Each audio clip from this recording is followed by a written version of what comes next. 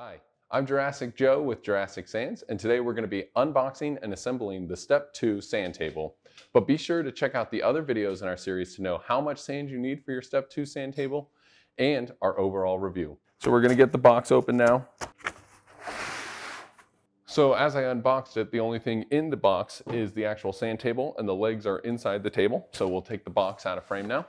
So we just took the sand table out of the box. Everything that you need is actually in the box and you don't need any tools to assemble this Step 2 sand table.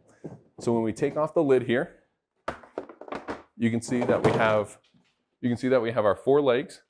We also have a few toys that come with it, a rake, we have a small pail, and we have a small shovel.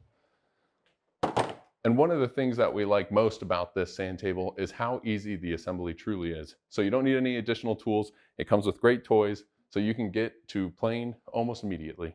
So the first step will be to flip the table over and add the legs into the table. So we went ahead and added the legs to the table. It's a little tougher than you would expect. I had to use my full body weight with it, but you can use a little dish soap to help. And also coming at an angle really helps. But it took about a minute to get the legs in.